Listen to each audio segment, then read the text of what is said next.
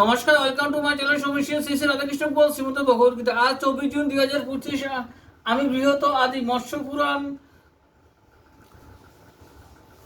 পঞ্চম অধ্যায়ের দেবাদি সৃষ্টি বিবরণ এর 22 পৃষ্ঠার কিছু অংশ পাঠ করছি। শ্রী শ্রী মৎস্য পুরাণ কি জয়, শ্রী শ্রী রাধাকৃষ্ণ গোপাল শ্রীমদ ভগবত গীতা কি জয়। রাধাকৃষ্ণ রাধাকৃষ্ণ রাধাকৃষ্ণ। ওই ধর হইতে কল্যাণিনীর উদরে রমণ শিশি প্রাণ জন্ম লাভ করে। অনলের সমগুণী যুগলতনয় মনুজাপ আর অবিজ্ঞাত গতি হয়। অনলের অন্যতম এক পুত্র রয়, কুমার নামেতে ষড়স্তম্ভে জন্ম লয়। কৃত্তিকাগণের তিনি অপত্য রূপেতে কার্তিকেয় নামে খ্যাত হইলেন জগতে।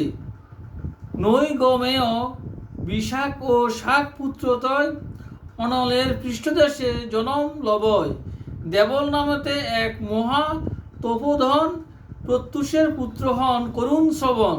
প্রবাসের পুত্র বিশ্বকর্মা প্রজাপতি দেবশিল্পী নামে যার ত্রিভুবনে খ্যাতি।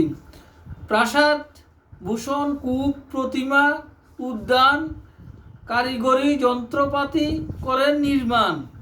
রৈবত অজৈপাদ বহুরূপ হর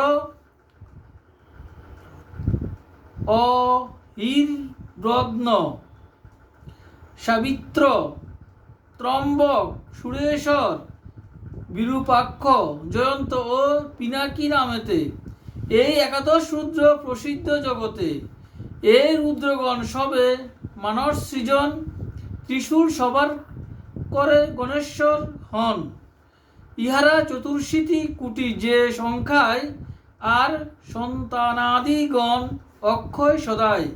হে মহর্ষিগণ, যে সকল গণেশ্বর দিক সমুদয় রক্ষা করে নিরন্তর, তাহাদের পুত্র পৌত্র ও অপৌত্রগণ সুরবীর গর্ভে সবে হয়েছে সৃজন। দেবাদির সৃষ্টি কথা গায় ভক্তদাস, পাঠ বা শ্রবণে হয় গানের বিকাশ।